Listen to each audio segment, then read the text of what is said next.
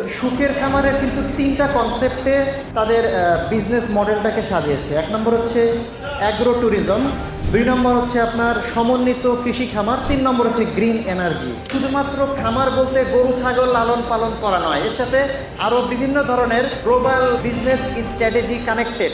আমার নাম মোহাম্মদ নাসিমুল হাসিব। আমি আসলে একটি গার্মেন্টস অ্যাক্সেসরিজ কোম্পানিতে মার্কেটিং হিসেবে দীর্ঘ 10 বছর হলো কাজ করছি। দারুণ। এই যে আপনি মার্কেটিং সেক্টর নিয়ে কাজ করছেন এবং আপনি আসলে চাকরি করছেন, তো চাকরির পাশাপাশি অনেকে আমরা মনে করি যে আরেকটা বিজনেস করব, কিন্তু এত সময় দিতে পারবো না, এটা হ্যাসেল হয়ে যাবে, অফিস যাওয়াতে সমস্যা হবে, বা দেখা যাচ্ছে বিজনেসের সাইড অনেক ধরনের সমস্যা থাকে, তখন সেখানে সময় দিতে হবে। সেই ক্ষেত্রে সুখের খামার আসলে আপনাকে কী কী প্রতিশ্রুতি দিচ্ছে, যার জন্য অফিসের পাশাপাশি একটা প্রতিষ্ঠানে আপনি বিনিয়োগ করতে পারছেন? আসলে ইনভেস্টমেন্ট করার আগে আমরা যেটা সবসময় ফলো করি সেটা হচ্ছে একটা প্রতিষ্ঠানের ট্রান্সপারেন্সি, সেখানে ম্যানেজমেন্টে কারা কাজ করছেন, what was the profile of them, এই বিষয়গুলোকে ডিপেন্ড করে কিছু অ্যানালাইসিস করা, কিছু ভিজিবিলিটি, সব কিছুর উপর ভিত্তি করে কিন্তু ইনভেস্টমেন্টের প্ল্যান নর্মালি আমরা করে থাকি যারা চাকরি করছি। তো আমার একটা প্রশ্ন ছিল প্রথমে জুবাইর ভাইয়ের কাছে, যে আসলে কৃষিতে কাজ করে কি আসলে প্রফিট খুব বেশি জেনারেট করা সম্ভব কিনা, বাট সেটা কিভাবে। তো এখানে আমার কনসেপ্টটা ক্লিয়ার হওয়া দরকার ছিল একভাবে। তখন ভাইয়া অনেকটা আমাকে এভাবে বললেন যে আসলে বাংলাদেশের প্রেক্ষাপটে অ্যাগ্রো ট্যুরিজম হচ্ছে একটি নতুন কনসেপ্ট। প্রায় যদি ওয়ার্ল্ডে ধরা হয় প্রায় $75 বিলিয়ন একটা বিজনেস মডেল কিন্তু অলরেডি গ্লোবালি এরকম আছে।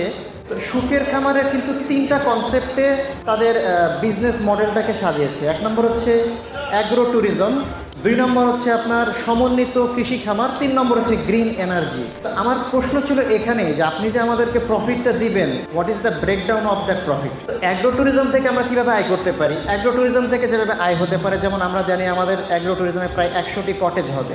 100টি কটেজের মধ্যে যদি সেখানে রুম থাকে, সেই রুম থেকে আমরা একটি ভাড়া জেনারেট করা হবে, সেই ভাড়া থেকে একটা ইনকাম হবে, সেখানে কফি শপ থাকবে, সেখানে ফুড কনভেনশন থাকবে, বিভিন্ন ধরনের আয়ের উৎস সেখান থেকে কিন্তু হবে। আমরা যেটা জানি যে অলরেডি সুখের খামারে একটি সমন্বিত কৃষি খামার আছে। সমন্বিত কৃষি খামারে প্রায় 30 বিঘা জায়গার মধ্যে 15 বিঘার মধ্যে একটি খামারের প্ল্যান করা হয়েছে। সেই 15 বিঘার মধ্যে 100টি গরু, ছাগলের খামার, বটম ক্লিন পদ্ধতিতে মাছ চাষ করা হচ্ছে। তো এই ধরনের প্রজেক্ট যখন আপনারা করছেন, তখন কিন্তু এখানে একটি ভালো একটা রেভিনিউ জেনারেট করা সম্ভব হচ্ছে। নাম্বার 3 হচ্ছে গ্রিন এনার্জি। গ্রিন এনার্জি বলতে আমরা যেটা বুঝতেছি যে ওয়েস্টেজগুলো হবে, সেই ওয়েস্টেজগুলোকে ট্রান্সফরমেশনের মাধ্যমে বায়োগ্যাস করা, সেটা থেকে বিদ্যুৎ বা জ্বালানি অন্যান্য বিভিন্ন এনার্জি সেক্টরে যখন ডাইভার্ট করা হবে, তখন এখান থেকে ভালো একটা ইনকাম জেনারেট করা সম্ভব। তো যখন আমি বুঝতে পারলাম যে শুধুমাত্র খামার বলতে গরু ছাগল লালন পালন করা নয়, এর সাথে আরও বিভিন্ন ধরনের গ্লোবাল বিজনেস স্ট্র্যাটেজি কানেক্টেড।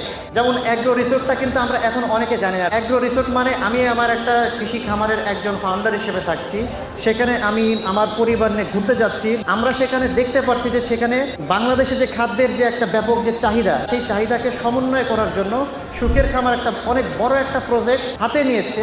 এবং শুধু প্রফিট জেনারেট করা আমার ব্যক্তিগত উদ্দেশ্য নয়, এরকম একটা প্রজেক্টের সাথে থাকতে পারার জন্য আমি নিজেকে অনেক অনেক বেশি গর্বিত বোধ করছি। এই যে আপনি একটা অ্যানালাইসিস করেছেন এবং ওই অ্যানালাইসিসের পর আপনার কাছে মনে হয়েছে যে সুখের খামারে মালিক হওয়ার মাধ্যমে আপনি ঠিক যেমনভাবে নৈতিকতা সমাজে বজায় রাখতে পারছেন, একই সাথে আপনি সেখান থেকে একটা প্রফিটও পাচ্ছেন। কেননা আমরা ইতিমধ্যে জানি যে সুখের খামার শুধুমাত্র এগুলো ভিলেজে দিচ্ছে না, এর পাশাপাশি আপনাকে মসজিদে মাদ্রাসার মালিক হওয়ার সুযোগ করে দিচ্ছে, যেটা আসলে খুবই প্রেস্টিজিয়াস। অসংখ্য ধন্যবাদ আপনার এই ধারণা আমাদের সাথে শেয়ার করার জন্য। ওকে, ধন্যবাদ সবাইকে। তো আমি লাস্ট আর একটা কথা বলবো, সেটা হচ্ছে জুবাইর ভাই এবং তাজদিক হাবিব ভাই মূলত ওনাদের প্রোফাইল এবং ওনাদের প্রেজেন্টেশন, ওনাদের কমিউনিকেশন, ওনাদের ইনফরমেশন ট্রান্সপারেন্সি, এই জিনিসগুলো আমাকে অনেক বেশি আকৃষ্ট করেছে সুখের খামারে নিজেকে আরও বেশি সামনের দিকে নিয়ে যাওয়ার জন্য।